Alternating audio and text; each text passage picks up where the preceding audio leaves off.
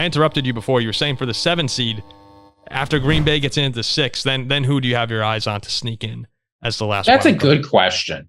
So I haven't been happy with what I've seen from the Vikings offense. I get that Dobbs is getting another chance. It's been a week off, but Dobbs is just an up and down player. I don't think he can be consistent for the rest of the season. The Seahawks stink. They're a bad football team. You know, I do want to mention about Seattle, though. We said they were dead, and I still think with having San Francisco and Philly on your schedule coming up, it's going to be hard for Seattle to get in here. I was impressed with the way they looked, though, against Dallas. I thought that Geno looked awesome. Oh, yeah, no, they had a great game in terms of performance. That is, and I'm being serious, that is why they're only at plus 200 to make the playoffs right now. Mm-hmm. Instead of being like plus 4 or plus 5. But I think they're dead in the water. This leaves the Rams. And the Rams are a team where I feel like everybody has sort of forgotten about them. Oh, yeah. Right? I'm not trying to apologize for my take of them winning the NFC West this offseason. That was obviously kind of silly. But this Rams team is pretty good, right? They just they had an absolute beating of the Browns, right? 36-19 against the Browns defense. They beat up the Cardinals. They beat the Seahawks.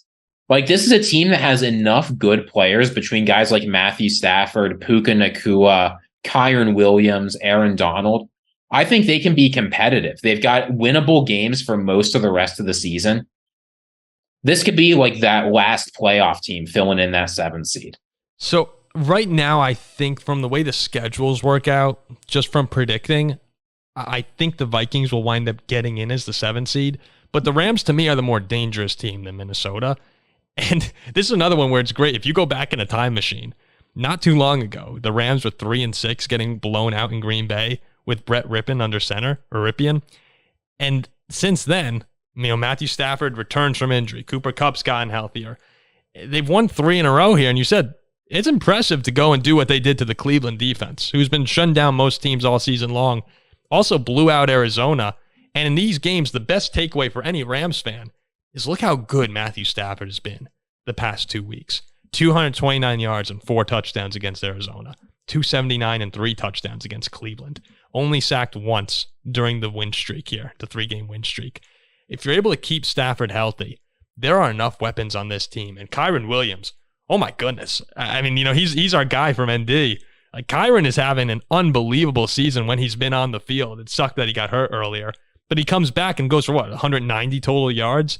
That offense, as long as they're healthy, is really dangerous. And I would not want to be, even though the 49ers have taken care of them, and I think Philly or Dallas would too, I would not be happy with that matchup because Matthew Stafford, Super Bowl champion. Cooper Kupp, Aaron Donald, Super Bowl champions. They have that DNA in them right now. And Sean McVay's been awesome this year. So the Rams, to me, are not going to make it because I do believe they'll lose at Baltimore and against the 49ers. So I see them going 3-2 down the stretch here. And I'm going to go with Minnesota, but I would not be happy to see the Rams in the playoffs. So so you have the Rams as a 7? Indeed. I'm not confident in the Vikings to be able to carry it through. But can I just say something that's kind of funny about the Rams team that I thought about today? Please. If you were the Rams, set aside all the past history, you know what trade in the NFL would make a world of sense right now? Matthew Stafford for Jared Goff. Think about it. The teams are in almost opposite positions of when that trade happens. The Lions are win now. They're thinking we just need a little upgrade at quarterback to unleash everything. Goff has been good, but Stafford would certainly be better. The Rams are thinking, we got a lot of young guys. We could use a quarterback of the future. We're willing to downgrade a little bit for some draft capital. Like, it's funny how quickly things change in the NFL that now these teams are in almost opposite positions of that trade. That trade broke while I was in COVID quarantine at Notre Dame. I was just sitting in the bathtub. I'm like, oh, shoot, Matthew Stafford just got traded. I'm imagining Ziggy just sitting in his bathtub getting a notification. Oh, my God, like in a bubble bath deal. That's when I was a Rams fan. I was amazed. Yeah, I didn't have a blanket. Paul, I didn't have a blanket.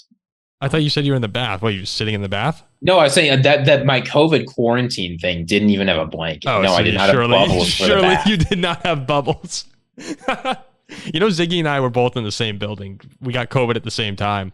Ziggy was like, what, you were floor down? You were floor up? I think you were floor up. This is a different time, but yeah. Oh, different time, jeez. The time we did have it, I remember I get a call from Ziggy, and Ziggy's just like, well, you had like 104 fever or something. You got Yeah, bad. I was dying. Ziggy got bad, and I had to, I busted out to go bring him some Advil or something like that one day.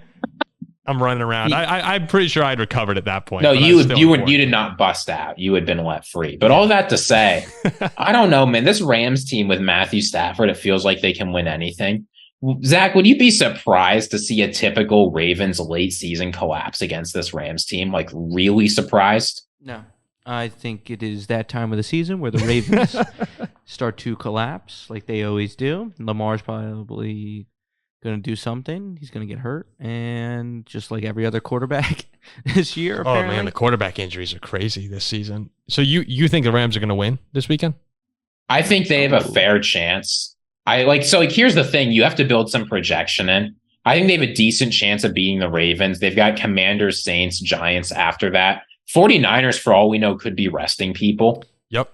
I don't think they will, just with how close it is. But they do have the tiebreaker. It's not impossible they have it locked up, right? Yeah. And then, I mean, the Vikings, they have to play the Lions twice. They play the Packers. They play the apparently resurgent Bengals. So it's not like you can pencil all those games in as wins for us either.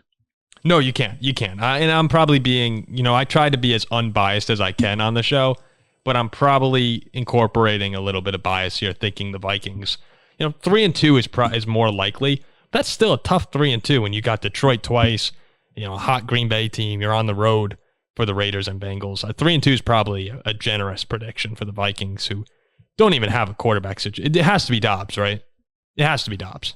Probably. I mean, it depends on whether, I think they've made the choice. The question was whether they could institute an offense that someone else could take advantage of.